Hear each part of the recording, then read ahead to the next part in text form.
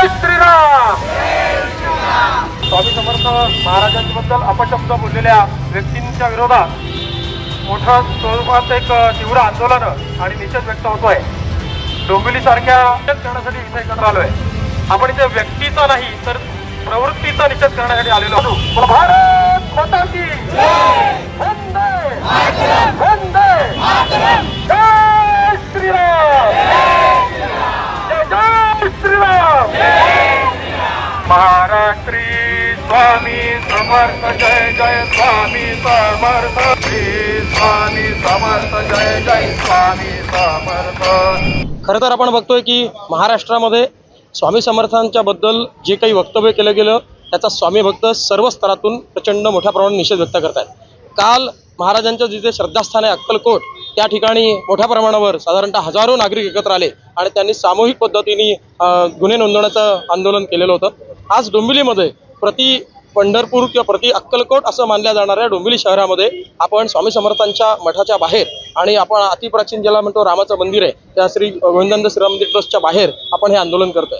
याच्यामधून राजकारण ज्यांना करायचं त्यांनी राजकारण करत राहावं, परंतु धार्मिक आणि सामाजिक तेढ निर्माण करू नये ही आमची विनंती आहे आणि स्वामी भक्तांना छेडू नये। त्याचं कारण असं आहे की जर का पडसाद जर का उमटायला लागले तर मात्र पळता भुई थोडी होईल हे आपण सगळेजण जाणतो। धन्यवाद। आज या ठिकाणी स्वामींच्या विरोधामध्ये त्याचबरोबर हिंदूंचं श्रद्धास्थान असलेल्या प्रभू रामचंद्रांच्या विरोधामध्ये जी वक्तव्य काल 2 दिवसापूर्वी जी झाली त्या वक्तव्यांचा निषेध करण्यासाठी हिंदू समाजाने एकत्र येत डोंबिवलीच्या रामनगर येथील श्री स्वामी समर्थ मठाच्या समोर त्याचा निषेध व्यक्त करण्याचं आंदोलन केलं।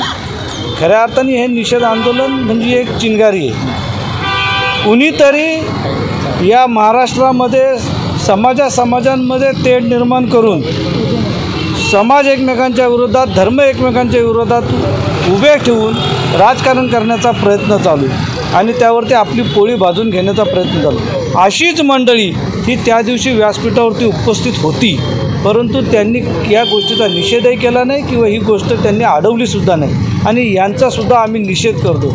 आणि भविष्यामध्ये अशा प्रकारची वक्तव्य करून हिंदू संस्कृतीचा अपमान करणारे किंवा हिंदूंच्या श्रद्धास्थानावरती हल्ला करून अराजक निर्माण करणाऱ्या या व्यक्तींना ही महाराष्ट्रातली जनता नक्की धडा शिकवेल। आणि आज या ठिकाणी आम्ही पोलिसांना विनंती केली की अशा जे काही राजकीय कट आहेत समाजामध्ये आणि धर्मामध्ये तेढ निर्माण करून महाराष्ट्र अशांत करून आपली राजकीय पोळी भाजण्याचा तो कट उद्ध्वस्त करायचा असेल तर अशा पद्धतीने समाजावरती, संस्कृतीवरती आणि धर्मावरती, देवदेवतांवरती विकृतपणे हल्ले करणाऱ्या मंडळींना लगेच जेरीस आणलं पाहिजे, त्यांना अटक झाली पाहिजे आणि याची सखोल चौकशी झाली पाहिजे की या मागे कोणाचे हात आहेत। ते अदृश्य हात तिथेच आजूबाजूला बसलेले असतात, ते त्यांच्या माध्यमामधून शोधले पाहिजेत आणि अशा लोकांना धडा शिकवला पाहिजे ही आमची मागणी आहे। गेले अनेक दिवस नाही तर गेले अनेक वर्ष हिंदू धर्मामध्ये आणि हिंदू धर्मावरती टीका करणारी समाजातली भांडगुळं आम्ही बघितलेली आहे। मला प्रश्न तो नाही पडला की त्यांनी हिंदू धर्मावर टीका केली। हिंदू धर्म आणि हिंदू धर्मातली लोक कधी जागृत होणार ना याचा विचार करतो मी। अशा लोकांना रस्त्यावर तुडवलं पाहिजे। ज्याला हिंदूंशी घेणे देणं नाही, हिंदू देवदेवतांशी घेणे देणं नाही, त्यांनी कशाला बोललं पाहिजे हिंदू देवदेवतांबद्दल? ते बघू ना आम्ही काय करायचे, ते आमचे देवधर्म आहेत ते आम्ही बघू काय करायचे ते। तुम्ही कशाला टीका करता? तुम्हाला पटत नसेल तर तुम्ही बाजूला झालं पाहिजे। आणि म्हणून माझी हिंदू धर्मातल्या लोकांना, सगळ्या देशवासियांना विनंती आहे की अशा आपल्या श्रद्धास्थानावरती, देवदेवतांवरती आपण किती दिवस ऐकून घ्यायचं। त्याच्यामुळं आजचा हा जाहीर निषेध आंदोलन आम्ही जे करतो आहे ते सर्वसामान्य नागरिक डोंबिवलीकर उतरलेत, स्वामी भक्त आहेत त्याच्यामध्ये उतरलेले आहेत। आपण बघत असाल तर अशा घटना घडू नयेत आणि ही जी कट कारस्थानं आहेत ती कट कारस्थानं आपण सगळ्यांनी हाणून पाडली पाहिजे, एकत्र झालं पाहिजे। याकरता आपण आत्ताच जागृत झालं पाहिजे।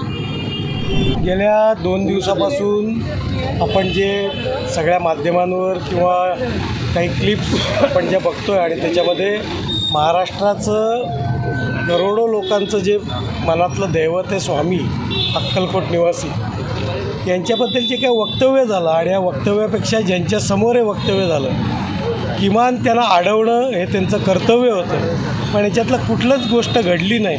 आणि त्याच्यामुळे असंख्य भक्तांना या ज्या वेदना होत आहेत त्याच्यासाठी रामनगरच्या असलेल्या या मठाच्या समोर आम्ही एक निषेध आंदोलन केलं आहे आणि याच्यातनं एक लोकांपर्यंत लोकांकडून झालेला हा जाहीर इशारा आहे की अशा प्रकारची वक्तव्य केली जाऊ नये आणि वक्तव्य करणाऱ्यांपेक्षा ज्यांनी ही वक्तव्य ऐकली त्यांची जबाबदारी जास्त मोठी आहे की एवढ्या मोठ्या ज्येष्ठ नेत्यांनी अशा प्रकारची वक्तव्य ऐकणं आणि त्याच्यावर कोणती प्रतिक्रिया न देणं याचा जास्तीत जास्त निषेध आम्ही सगळेजण करतो आहे आणि सगळेजण सर्व स्वामी भक्त असतील श्रीराम भक्त असतील यांच्या मनातनं हा जो विषय आहे हा कधीच जाणार नाही आणि ज्या वेदना या सगळ्यांना होत आहेत या निश्चितपणाने याचे परिणाम पुढच्या काळामध्ये दिसतील. तुम्हा आम्हाला सर्वांना माहिती आहे की महाराष्ट्र असेल आणि या भारत देशामध्ये हिंदूंच्या विरोधात कशा अपप्रचार होईल